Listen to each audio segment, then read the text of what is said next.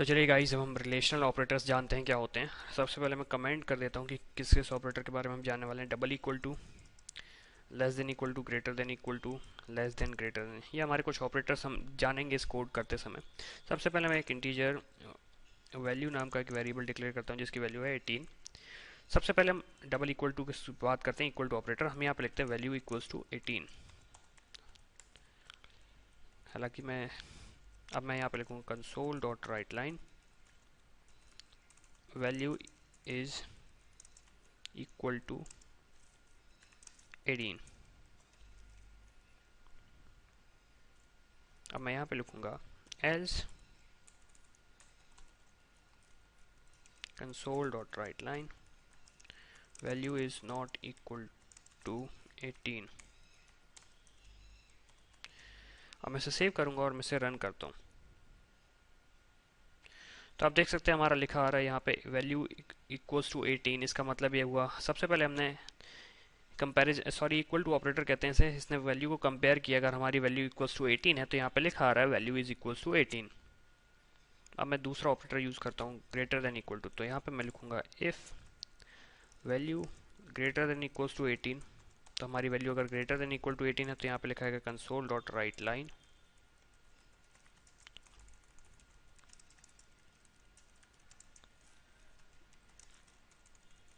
Equal to 18, या फिर लिखा आएगा, एल्स ब्लॉक में लिखा आएगा right line value is not greater और इक्वल टू 18। अब हम इसे रन करने वाले हैं तो आप देख सकते हैं क्या होने वाला है। सबसे पहले तो लिखा आ रहा है वैल्यू इज इक्वल टू 18, फिर यहाँ पे लिखा आ रहा है value is greater than 18। Greater than equal to 18 इसका मतलब है हमारी ये कंडीशन जो चली है, जो हमारा जो ऑपरेटर है, हमने ये वाला ऑपरेटर यूज़ किया ग्रेटर देन और इक्वल टू 18। तो आप समझ सकते हैं यहाँ पे क्या हुआ है। वैल्यू को उसने कंपेयर किया, या तो ये इक्वल टू होनी चाहिए या फिर उससे बड़ी होनी चाहिए। तो हमारी वैल्यू इक्वल टू है तो यहाँ पे लिखा रहा है वैल्यू इज ग्रेटर देन और इक्वल टू 18। तो अगर मैं यहाँ पे यूज़ करता, सिर्फ इक्वल टू यूज़ करता, तो यहाँ पे लिखा आएगा value is not greater than और इक्वल टू 18। ये मैंने सेंटेंस गलत लिखा है, मुझे वहाँ पे लिखना चाहिए सिर्फ value is not equal to 18, not greater than 18, क्योंकि हमारी वैल्यू 18 के इक्वल है। तो ग्रेटर देन का सिंबल का मतलब जो होता है कि वैल्यू उससे ग्रेटर देन होनी चाहिए, इक्वल टू नहीं हो सकती। फिर मैं इस लाइन को कमेंट कर देता हूँ दोनों स्टेटमेंट को, क्योंकि ये हमने ग्रेटर देन और इक्वल टू देख लिया। अब हम फाइनल देखने वाले हैं if value is less than equal to 18 else, नहीं तो हमारी वैल्यू लिखेंगे console dot write line value is greater than 18। इसका मतलब ये ऑब्वियस सी बात है, अगर हमारी वैल्यू लेस देन और इक्वल टू 18 नहीं हुई तो हमारी वैल्यू ग्रेटर देन 18 है। तो हम यहाँ पे लिखेंगे console dot write line value is less then 18 और इक्वल टू 18। अब हम इसे रन करेंगे, हमारे पास लिखा है वैल्यू इज लेस देन और इक्वल टू 18। हमारी बात बिल्कुल सही है क्योंकि हमारी वैल्यू 18 से इक्वल है। लेकिन अब हमारी वैल्यू, अगर हम वैल्यू की वैल्यू हम चेंज करते हैं, हम इसे करते हैं 19 और अब हम इसे रन करेंगे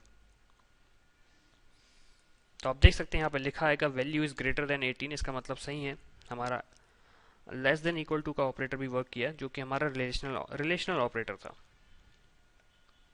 तो चलिए अब हम फाइनली बात करने वाले हैं इंक्रीमेंट और डिक्रीमेंट ऑपरेटर की। तो सबसे पहले यहाँ पे मैं एक सिंपल लिखता हूँ a इक्वल्स टू 5, और यहाँ पे मैं लिखता हूँ, सबसे पहले यहाँ पे लिखूँ console dot write line old value a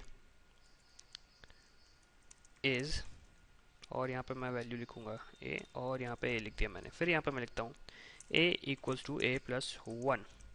फिर यहाँ पे मैं लिखता हूँ console dot write line new value of a is. तो आप जानते हैं यहाँ पे क्या होने वाला है, हमारी जो a की वैल्यू उसमें 1 इंक्रीमेंट हो जाएगा। तो हम इसे रन करेंगे तो आप देख सकते हैं यहाँ पे लिखा आ रहा है old value of a is 5 and new value of a is 6, क्योंकि हमने उसमें 1 ऐड किया। तो अगर इस लाइन को हम ऐसा भी लिख सकते हैं जिसे हम इंक्रीमेंट ऑपरेटर कहते हैं, तो हम इसे लिखेंगे a प्लस प्लस। हमने इसे सेव किया, अब हम इसे रन करेंगे तो कुछ भी डिफरेंस नहीं आने वाला है, क्योंकि हम बात वही कर रहे हैं एक old value of A is 5 and new value of A is 6। तो आप देख सकते हैं जो मैंने यहाँ पे ऊपर लाइन जो कमेंट करी है, उस लाइन को अगर हम इस तरीके से लिखें a प्लस प्लस, तो उन दोनों चीज़ों का मतलब भी एक ही चीज़ है।